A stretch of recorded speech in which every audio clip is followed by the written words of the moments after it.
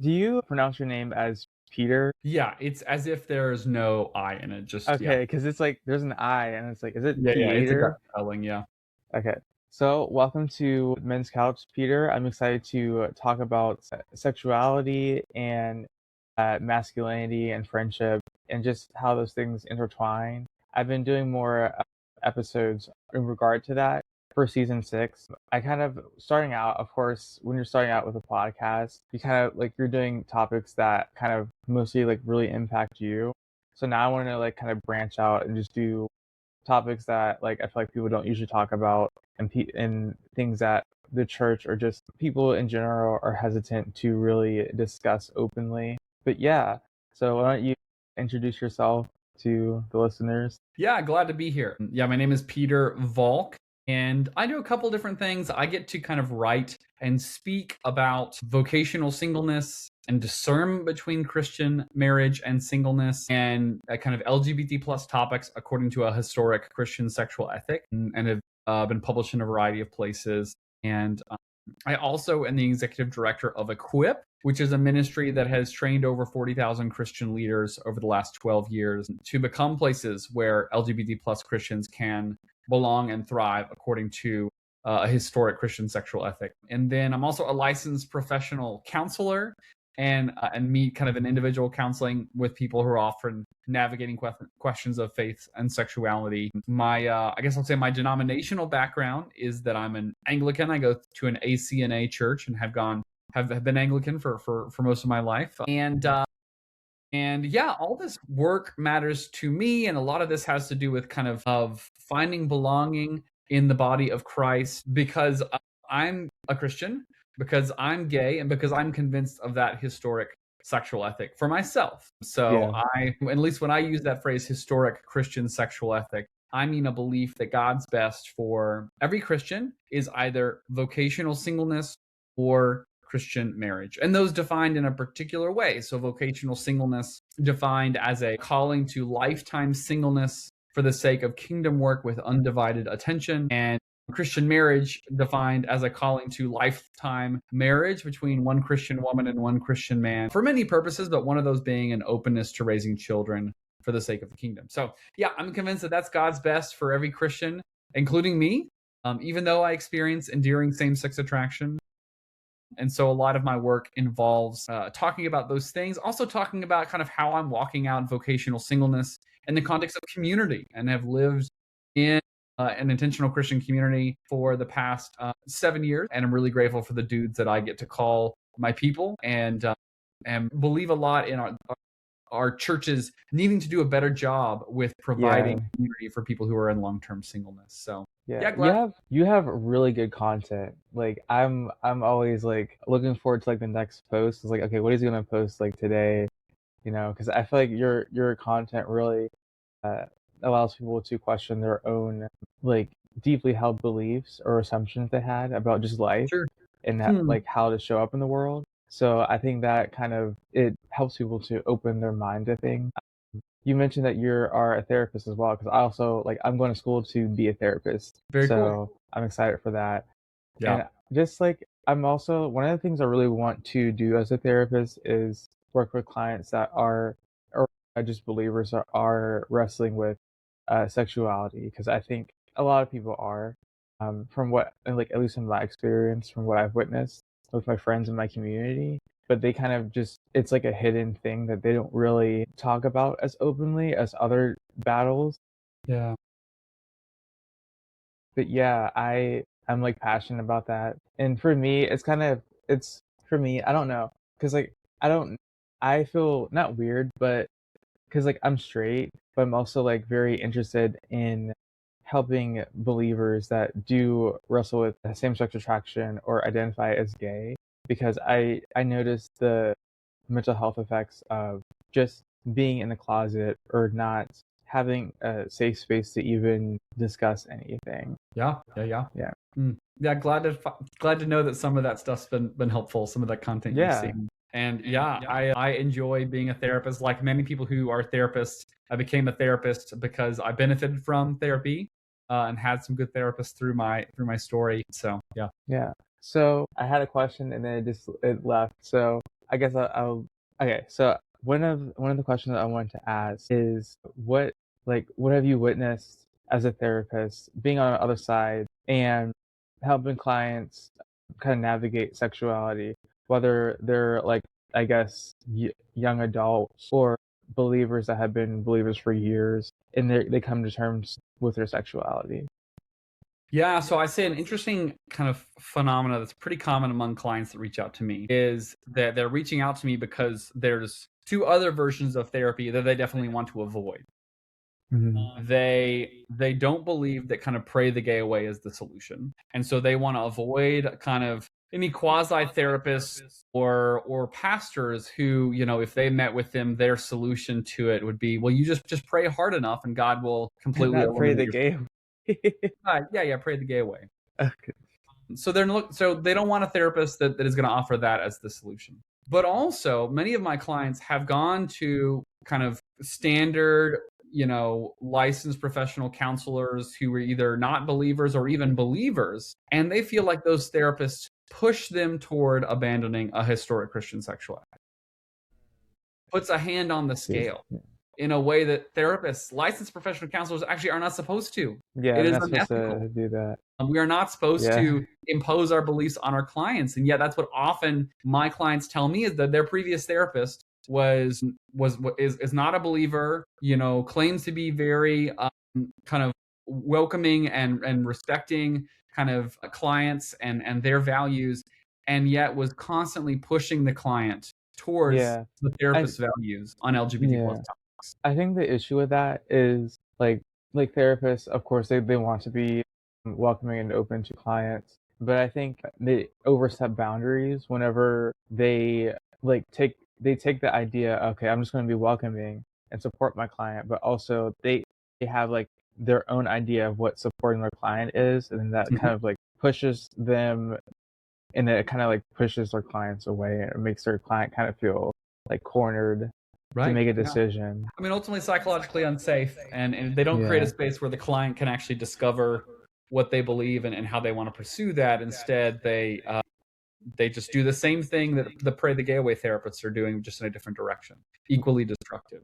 So instead, when most of my clients kind of connect with me, I'm very clear with them that, I'm pretty transparent online about my opinions on things. But when I'm, wearing my licensed professional counselor hat, I don't those beliefs don't come in the room with me. My values Mhm. are irrelevant in either direction. And my goal is to help my clients achieve their goals according to their values, whatever those are. And if they ever feel like my stuff's coming in the room and pushing them in one direction or another, call me out. I'll kick that stuff back out outside the room. But what that means is that I have clients often who start meeting with me while they hold a historic Christian sexual ethic. And then sometimes Mhm. over the course of meeting with me, their theology changes. And I'm very clear with them in the beginning of the process of counseling and then in the midst of it that like I want to continue to be your therapist regardless of what your beliefs are and help you pursue your goals in the healthiest ways. And so I have clients that later in meeting with them in therapy, they're getting into dating people of the same sex, and they're getting into kind of disclosing with people in their life that their theological convictions have changed and dealing with the aftermath of that. And I continue meeting with those clients, right? So I'm not pushing them in either direction. I'm not refusing to support them in either direction. I'm not canceling them for either decisions. So I think it's just really important that there are actually few therapists out there who have the expertise Yeah. to meet with LGBT plus clients and are actually neutral and Yeah. I actually feel like in the ways that they hold their values. yeah, I feel like especially in the church, we kind of So, and I would say particularly outside the church, yeah. I'm saying there's few non-Christian therapists who are ethical around that. Okay, not like pushing people to make a decision or push them into like camps that they're not comfortable with. Exactly. Yeah. Yeah. And just Yeah. assume that there's no way to hold up there's no way to hold a historic Christian sexual ethic that is anything but self-hating. Hmm. And so they impose that value on the client. Mm. Yeah, that's kind of yeah. As I feel like yeah, I feel like if people feel forced to like I guess adopt beliefs that aren't really true to themselves, then they're definitely like it's kind of gonna hinder the process of healing when it comes to Wow. therapy. So For sure. yeah. So But yeah, your content is amazing. I think there's a few things that I like about your content. It navigates questions about what it means to be single, because it's something like that I've been thinking about too. Like as a young adult, it's like I know like some people are like, oh my gosh, like I need to get married, like I have to get married. But like then there's me. It's like I love being single, and I like just my community that I've made. Is very fulfilling for me, and I feel like I don't need marriage to just be happy.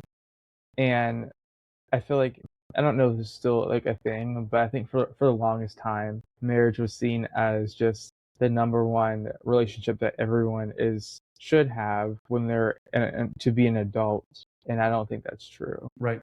Yeah. No, I mean, yeah, and at least if we're like looking to the scriptures to tell us what we're made for and what's good, for us, what we need, Jesus is pretty clear that Christian marriage is a good option, and singleness for the sake of the kingdom is a good option, and he recognizes that some are called to one, some are able to kind of receive the gift of one, and some are able to receive the gift of another.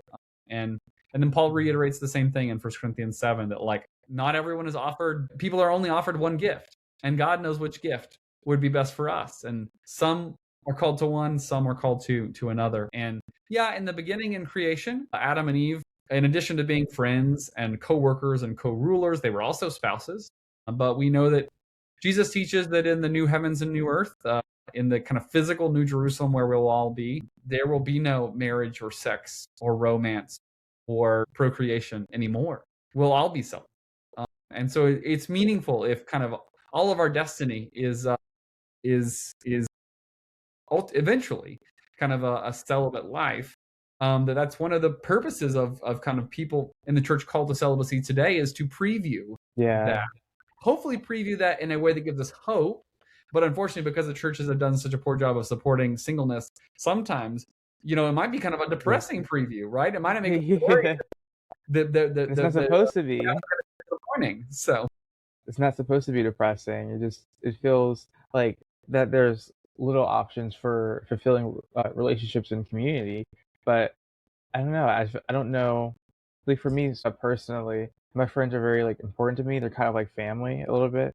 Family too is important, but my friends specifically are like I value friendship. I've like if you notice, if you go through like my content and podcasts, like I talk a lot about friendship, and I've had like friendship like experts and psychologists, which is pretty cool and interesting. Talk about it because I think hopefully what I'm noticing is like post COVID society and just in general is starting to hopefully revalue friendship and not like to see the what friendship like the true essence and value of it. Because I think people, especially like after COVID, they realize that well, like okay, I actually like miss my friends. I actually need people. And that kind of the lack of seeing each other and the lack kind of created this awareness and desire to have people around. So I'm hoping that like in the near future and with this podcast and like other things that I've been seeing online that friendship is valued and also not saying that like okay friendship is above marriage or marriage is above friendship, but that this is also a fulfilling relationship. And especially for men, I've noticed too, at least like in my community, I've noticed that okay, we value each other a lot, and there's no, it isn't, we don't need to have these barriers of how we need to suppress our desire for fulfilling relationships. Our friendships can go depth to them, and we don't need to like see it as okay. I'm very close with my friends. Is this weird? Like, so I think some people are still stuck in that mindset. It's like, okay, is this weird? Where this is going, whether you're gay or not. I think a lot of men struggle with that. right. Yeah, for sure. Yeah, no, and I feel like a lot of the research shows that up until kind of a certain age in like later elementary school, the levels of kind of loneliness for girls versus boys is pretty similar. And then when there starts to be a lot more gender differentiation and a lot more gatekeeping around what it means to be a boy or be a girl within girl and boy spaces, loneliness starts to increase among boys, particularly compared to girls, and then particularly as puberty hits. And there's lots of kind of theories for why that is. But yeah, there's ways in which men are more lonely or more afraid to lean into friendship. There's ways that women can be more emotionally and physically affectionate with their friends, and it doesn't lead them to question anything about their sexuality. But yet when men are, other people question their sexuality. So there's some interesting dynamics there for sure. Yeah, it's very interesting. And then that fear of one's sexuality being questioned keeps people from being close, even Yeah, if they if aren't gay. it's yeah, it's kind of it is like a shame when you think about it because people don't know like how fulfilling those type of relationships can be, those type of friendships can be because I think everybody has it. They're just like very afraid to go deeper with their friends. And what I've experienced, especially recently, is just me and my friends getting together pretty regularly and just talking about life and just being present. And I think that's kind of also what like why I started the podcast too, like a while back. And it's kind of funny when I listen to like old episodes, it's like okay. But now that like I've gotten so close to the people in my community, we recognize more like the need for it. So I think it's honestly like a blessing because I never thought that I would experience that, even though like I desire that so much. I was like to see it like come to fruition. It's like it's amazing. But yeah, and it's also like surprising too because you see guys like really like invest in each other and you're like I never imagined that like being, but it's awesome to see because for so long like we've had that internal hunger for closeness with each other, but we just feel hesitant to express that. Yeah. So yeah, that's kind of been a little bit of my journey. I did want to ask, so whenever I guess not to make you feel old, but so when did you kind of notice, okay, my sexuality is not like everybody else. You know, I am attracted to the same sex. Yeah, for me, it was probably sixth grade. Hmm. Yeah. Is that kind of is that pretty normal for people, or is it just Yeah. like I mean, I think arranged? in puberty, late Yeah, because elementary it's like school, right. early middle school tends to be when people start to recognize that people are attractive and then tend to realize, oh, I'm not attracted to the people that my friends are attracted to. So for some people, it's a little bit more delayed.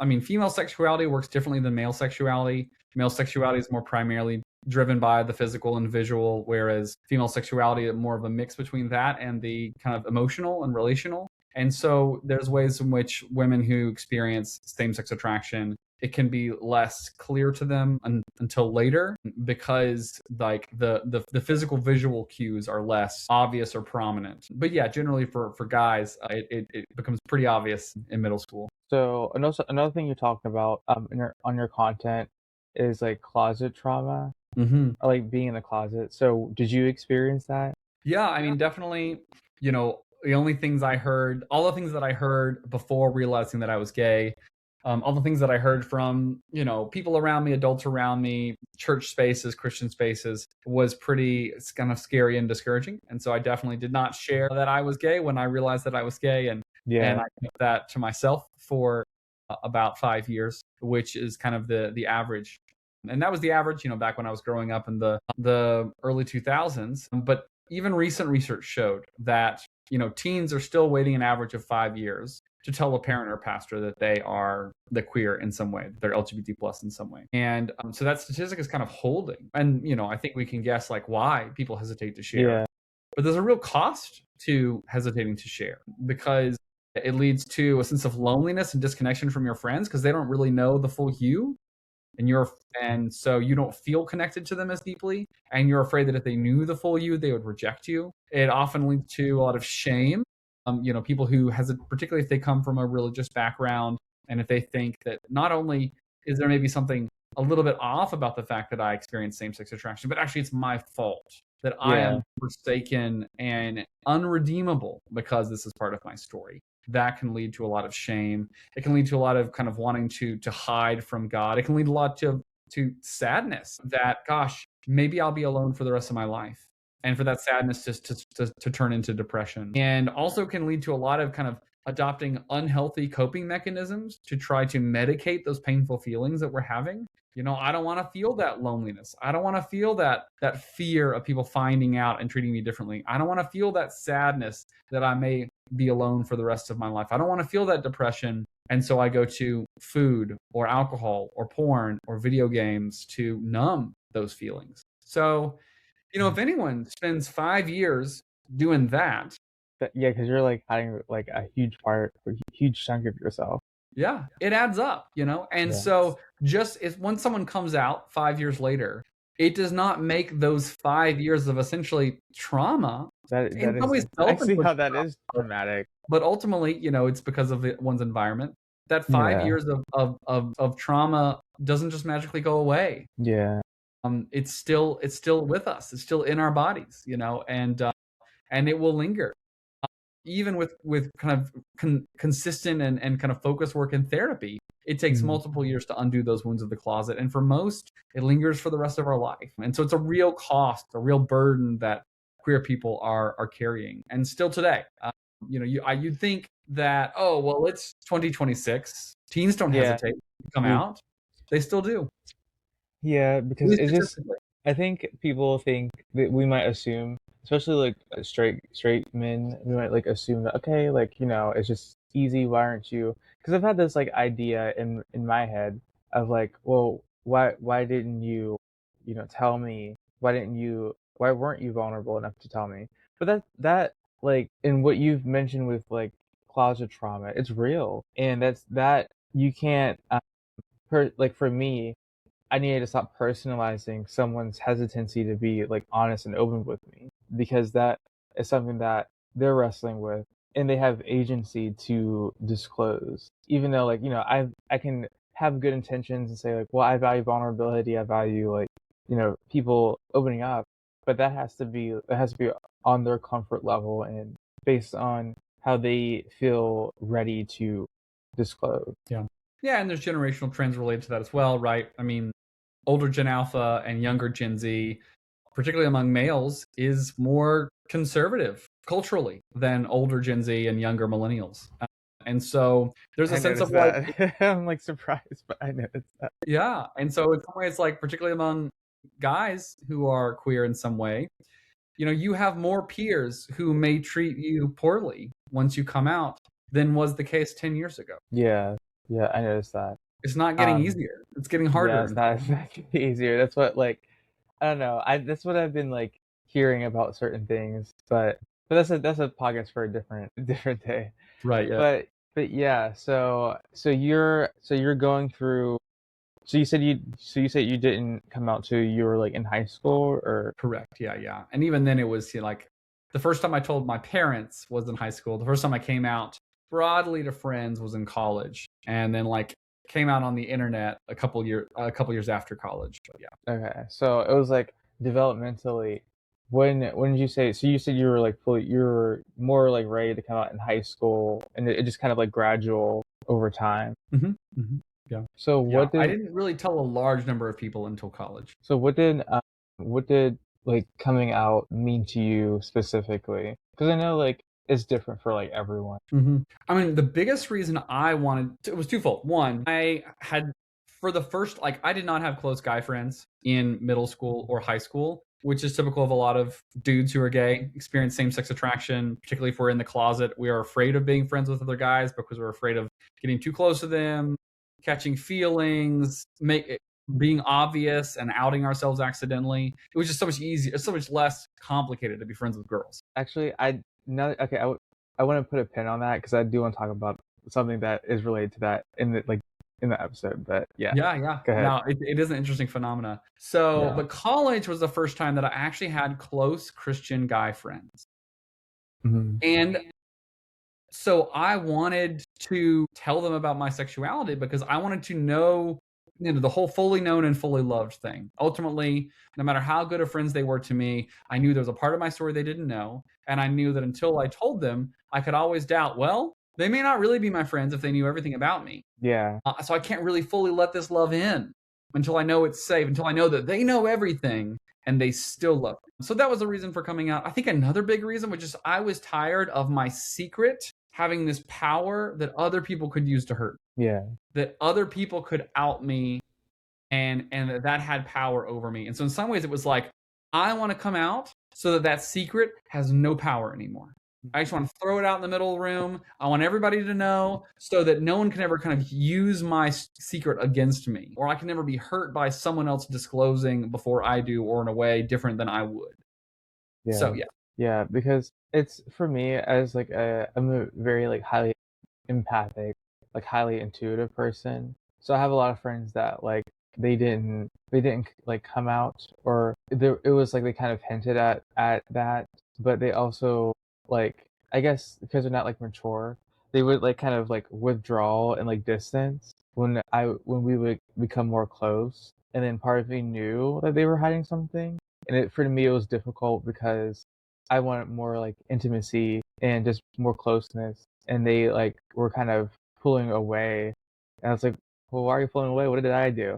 It's not nothing that like I did. It's like what you mentioned, them being like afraid of kind of being found out, and that sort of, it's, I think. And also you're in college, like currently I'm in college, and also like you're in college or high school or being a young adult, and like you're, coming to terms with your how you identify. So there's like that pressure. And then even if someone is this like, I hopefully I see myself as like a safe person, but they still like, even if you're a safe person, they still feel like, okay, I'm not ready for that. I'm not ready to open myself up. So it's, for me it like helps to see that even though you are presenting, okay, I value vulnerability and I value just like, I'm gonna love you no matter what.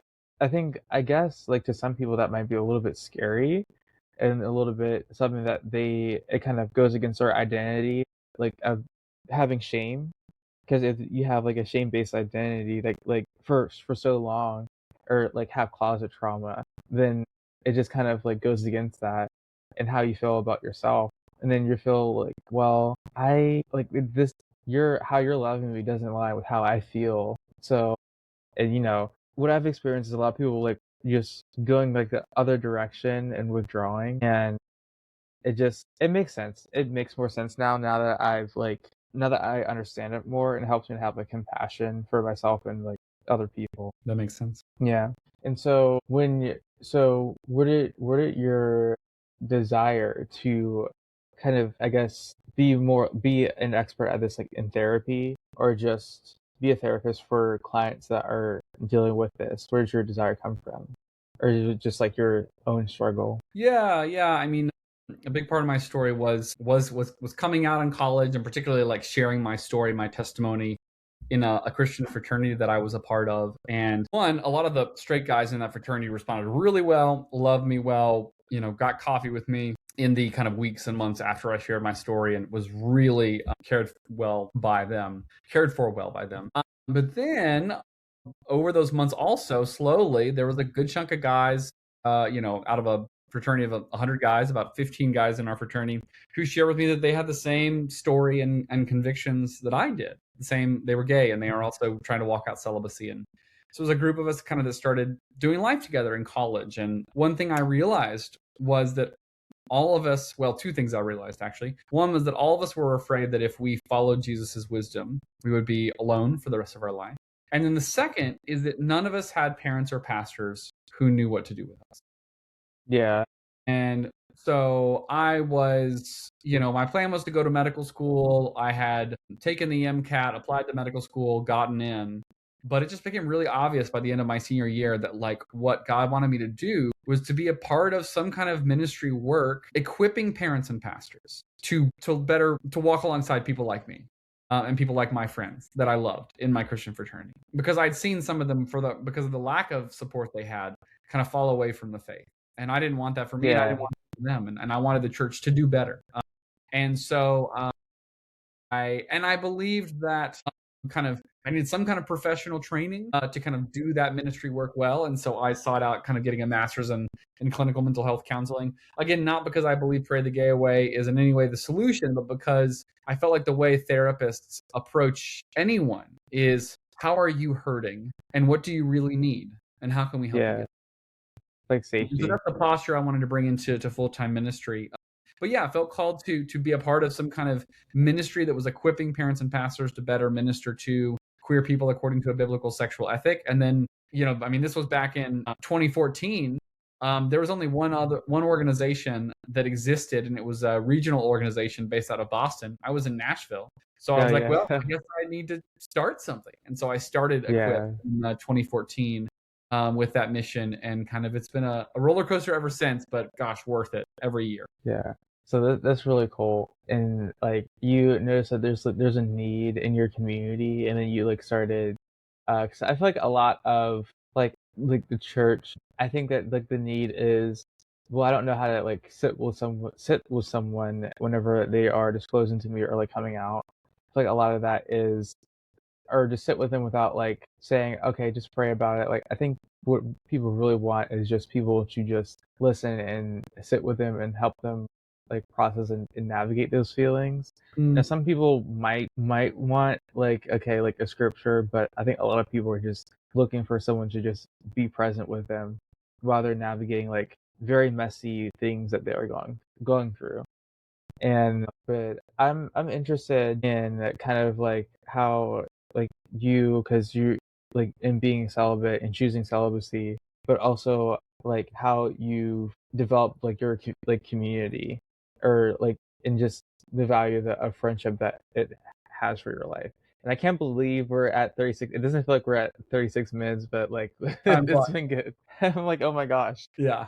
Long story short, I while I'm not bisexual, I'm not generally attracted to women. I would consider myself gay. I was in this Christian fraternity that had date events that I had to take girls to.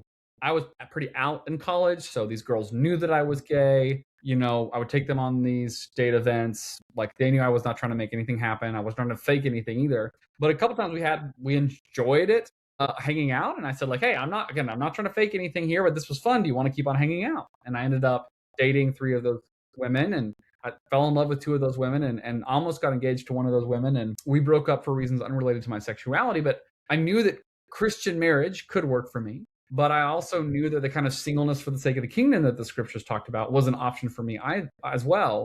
And I just had this sense from the Holy Spirit that instead of going and taking the one I preferred, I was supposed to discern. I was supposed to ask God, like, God, do you know which of these two would be better for me specifically? And do you want to give me that gift? And over a couple of years of discernment, it became clear to me that God was calling me to vocational singleness. God wanted to give me that gift, but I knew I did not have some kind of magical gift of celibacy, that I didn't need Yeah, human companionship anymore, that all I needed was like Jesus in my prayer closet. And so I asked my local pastor, I said, how am I going to find the kind of family in the body of Christ that I need at this church to be faithful in my celibacy, to be sustained in my celibacy? And he was very honest and basically said, you're not going to find it at our church or any church in no, Nashville. None of our yeah, churches this is do honest. well enough for a person who is like walking on long-term celibacy. But he said pretty clear that monasticism has been the most common way that celibate people have found family. And he said, I think you should start some kind of intentional Christian community that's kind of a Yeah, modern version of monasticism to find the family that you need, to build the family that you need. And so that was about, 7-8 years ago now. And there was a group of us who just started gathering together for meals at first. And then eventually we moved in together. And over the past 7 years, there's been anywhere from 4 to 7 of us living in a house together, praying together every morning before work, having kind of 3 or 4 dinners together a week, doing some of the big holidays together, going on vacations together, being family for each other. And I that still live sounds with 3 of those guys today, and we live in a house, and we prayed together this morning, and we're gonna have dinner together on Sunday night, and we're doing Christmas together this year, and so we're excited about that. that sounds a lot like my like community and friend group. I know this is like it's weird because we're like, because in a college context, it's so different. At least at my college, where everybody like even I guess like professors kind of have noticed like my community like friend group, because we're so tight, and we're also very, we do life together, like literally have dinner, we just do everything together, and it's different. We're like, and with other people that I've noticed is that they like everybody's kind of scattered, and then there's us that we really care about each other. And so that's like my hope for friendship for like Gen Z is that we value friendship, and for those of us that are choosing singleness, to have that community of people and to have this that family isn't just like a husband, wife, and two kids like it was in like 1950, because it's not 1950 anymore, and people can have different ways of how they feel they could have family. And it sounds like that's kind of what you found with developing your community. And so I had a question. Oh yeah, so how's it like for other people when you, I guess, you express your desire, and like over time, how did like people, I guess, like I want to ask specifically for men, how did they kind of taken that vision for friendship that you have? Yeah, yeah. I mean, I think it's easy to do community in like that kind of way in college because Yeah. you live in close proximity, you have shared mission, you do your like chores, like meals, laundry, whatever, in similar places. And so there's a lot of logistical factors that are making it a lot easier to live in an intentional Christian community. And all those go away when you graduate. Yeah. And so right now, people in college can kind of do intentional Christian community in a fairly what feels like organic way. It feels like, oh, it just happens. We don't have a bunch of rules. We're not setting up a bunch of systems. It just happens. But it just happens because college, the experience of college is creating all of that structure. There is structure. It is not actually organic. So the challenge is when you leave college and the structure of being in college together goes away, no one's providing the structure for you. And if we just rely on it happening organically, we will have no friends. We will have no Yeah. To community. So the be only way to intentional. do it is actually to say, to some of my guy friends who we just see each other once a month or so, is to say, hey, I like seeing you. I would love to do more life with you, but probably the only way that we're actually going to do life on life is like if we like lived in the same house or we lived in close proximity and we committed at least for a season to certain rhythms together and to do them even if we don't enjoy them, even if we find them Absolutely. boring that day. And I mean, talk to any married people. They know that like marriage ceases being organic in many ways. I mean, a lot of the beautiful things about marriage have to be planned. That this idea that the relationships that mean the most are the ones that everything happens spontaneously and organically is just a fairy tale. It's a Disney Channel story, but it's not how real relationships work long term. Relationships are sustained through intentional rhythms that we do even when we don't want to do them. And so that's my Yeah. suggestion for kind of friendship outside of college is, I mean, I think living in the same apartment complex or in the same house with some Christian people and committing to certain rhythms of life together is really great. At the very least, in order to stay connected with people, you're going to have weekly commitments to get breakfasts or dinners or late night beer or wine together to catch up.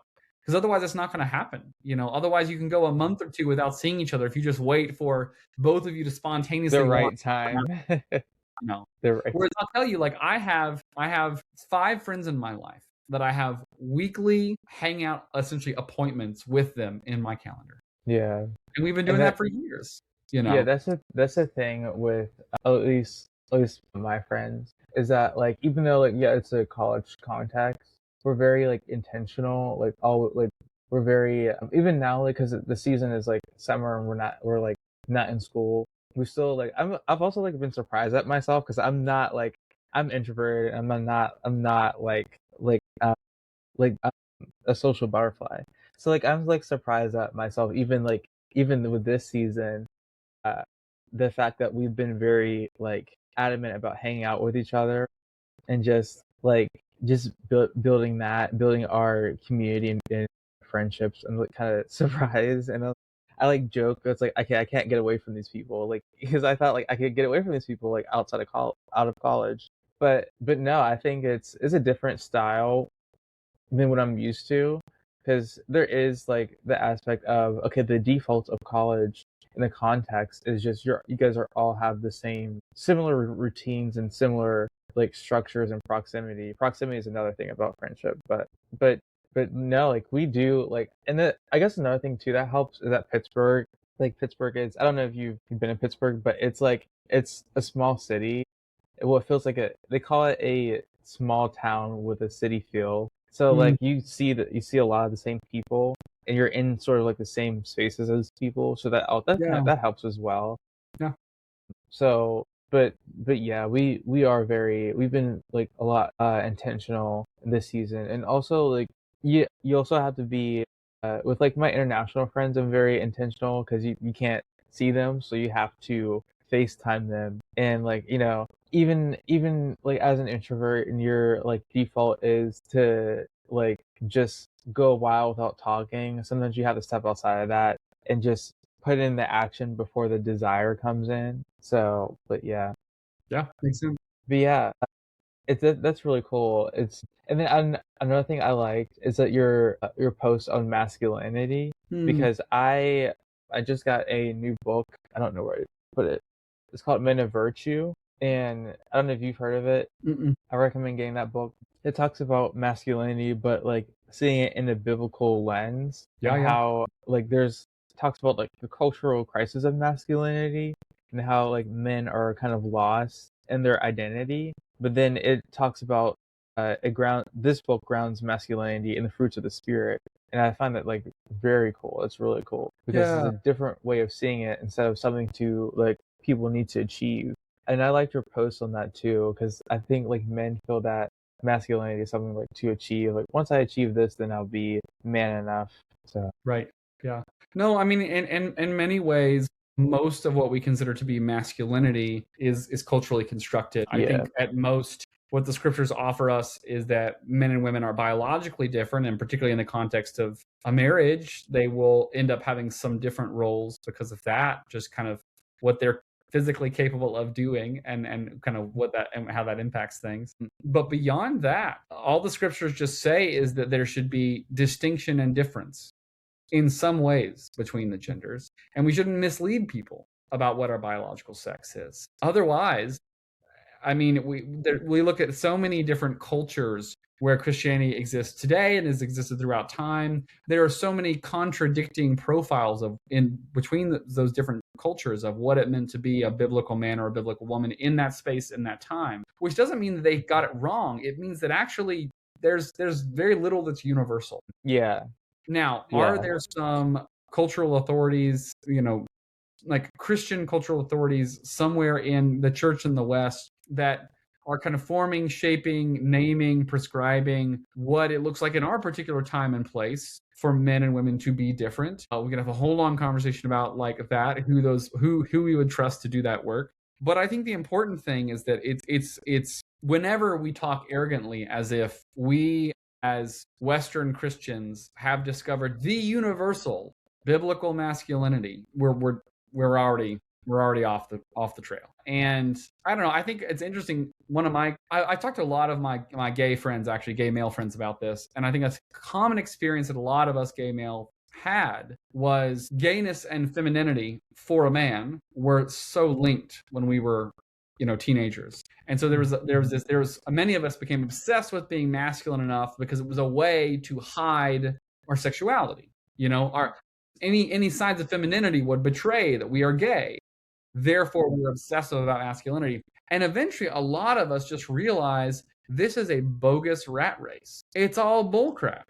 And yeah, it led to us being released from masculinity, essentially. Like, we all just yeah. realized masculinity is this dumb thing straight dudes chase. They're meatheads. They're emotional maturity. They are in this age of their own pursuit of the carrot and the stick and the rabbit, whatever. Like, we're beyond that. Screw masculinity. It's all made up anyway. I'm not playing the game anymore.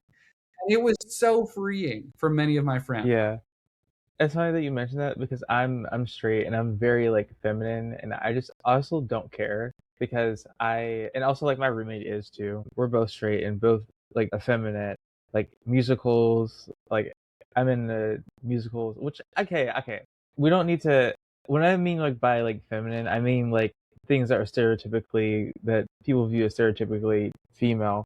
Because like who says that okay you can't like musicals or gardening or whatever. So like I'm also just like a highly sensitive person. So I got a lot of comments in high school about like my sexuality, and people just assume things about me based on just my how I express myself.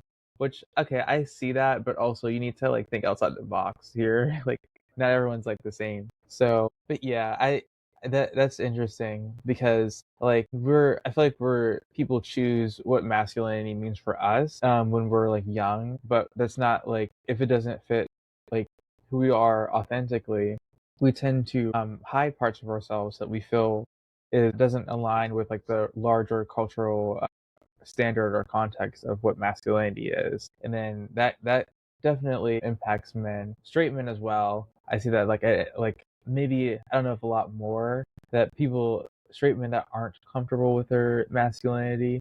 I see that like effect impacting them with just feeling like they have to put on like a I guess image that doesn't always align with who they are. Yeah. So yeah. I do feel like my straight guy friends struggle with masculinity more than my gay guy friends. So Yeah. they're Yeah. haunted by it more.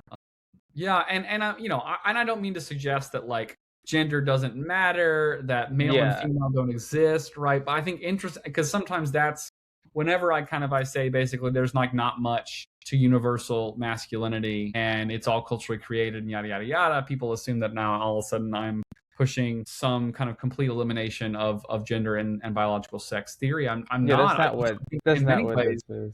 this Yeah. arbitrary sorting of things that have nothing to do with biological sex into different genders, saying that boys aren't supposed to like musical theater and girls aren't supposed to like football is the kinds of things that leads people to gender Yeah. identity questions. Yeah, that it does. It leads people to internalize those messages and feel like their personality or their identity, there's something wrong with them. They feel like they feel shame.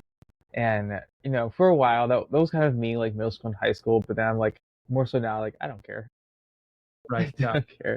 But yeah, it's So, interesting when they look at the statistics and break down among people who identify as trans today, a very small percentage of them actually say, I look in the mirror and I think I'm in the wrong body. mhm. Many more, it's they say, I feel like I don't live up to expectations for my gender. And so something must be wrong with my gender or something must be off Or about I my have gender like the test. the wrong gender then. Right. Yeah. Yeah. Which I just think is really interesting. I mean, there are those people who undeniably look in the mirror and they're like, wrong body. And that is Mhm. that is, I mean, a painful thing to be carrying and totally legitimate and needs lots of support and care. But I wonder if we just kind of got away from this over prescribing of gender, if we would Yeah. resolve a majority of people's concerns who identify as trans. Yeah, that makes sense because if people don't really have a secure definition of gender for themselves, or if they don't, if they internalize messages from culture or their family or just from their peers, then they definitely are going to feel like, okay, I am wrong, so I need to change something about myself so that to make things right. And that's where it goes like unnecessary change because like for me, I was like, I don't need to change myself. I'm just like I'm cool. I'm into like very cool things. Even though like people might see that as like feminine, I'm just a cool person. So I think that's where there's like identity security comes into play. Yeah, for sure. Yeah, it's tricky. Yeah. So I don't know if you still we're like almost at an hour. I don't know like how long you want to go. Yeah, I do have kind of another. I don't have another meeting that starts this hour, but I do have Yeah. a chunk of work that I do have another meeting in the next hour and do need to like get kind of a chunk of work done in this hour. So Yeah, sounds good. So we can like wrap up. I think I can just do like one more question. sure. And Yeah, yeah. okay. One more question is how would you say that for men that in regard to friendship, what would you say if like how men can look for more, I guess, depth in their friendships and not be so afraid of intimacy? Right. Yeah. Yeah, I mean, I think some of it's just like recognizing that where we have some of the most need is for people to meet us in our painful emotions. For them to know that we're experiencing fear or sadness or anger, to be willing to show that to those men, and then for them to hold that space with us. Both because it makes it easier for us to kind of feel through those, and it makes them feel less heavy and less big. And just there's so much research about like I'll say, for example, part of my story has been sexual addiction recovery, and I've been in some sexual addiction recovery spaces, and over again, the straight men in those spaces have said that the solution to their sex addiction is not a hotter wife. They've discovered that the solution to their sex addiction is actually more friendship with men, is actually learning that they have these needs for connection. There's nothing wrong with that, but they were never meant to satisfy all of that in one sexual relationship. Yeah. They're made for friendship with many people, and they've realized they can love their spouse better when they're experiencing more non-sexual intimacy with men in their life. So there's something universal about that. So many of the ways that men tend to turn to alcohol or to gambling or to video games or to anger in distress, the antidote to those things is talking with your dudes about how you're angry and sad and scared, and letting them hold those spaces with you. And that's not weakness, right? Actually being afraid of painful feelings and then letting that ignoring of our painful feelings then take over our life and make decisions for ourselves about how we medicate those. That is not strength, that is weakness. Strength is doing hard things, and doing hard things so that we are the masters of our story and we decide what we're going to do with our life, not our emotions deciding for us because we've ignored them for so long that now they're hijacking our system. And so if men want to be strong, do the hard things. Do the hard things. And the hard things sometimes connecting with our painful emotions with other men. So it's like the compartmentalization of desire, of stewarding your desires. People feel that can't be fulfilled in friendship, so they maybe numb out with different substances or different activities. Yeah. That's like more often we're not numbing directly kind of a desire for sexual connection. Where much more often, particularly when we talk about sexual addiction and desire and lust, it has little to do with actually romance or sex. It has to do with fear, sadness, and anger that we don't want to connect with, and we are avoiding. And then our brain, for some of us, our brain has learned to say, you want to avoid fear, sadness, or anger? Here's lust. Lust is a tool for avoiding our fear, sadness, or anger.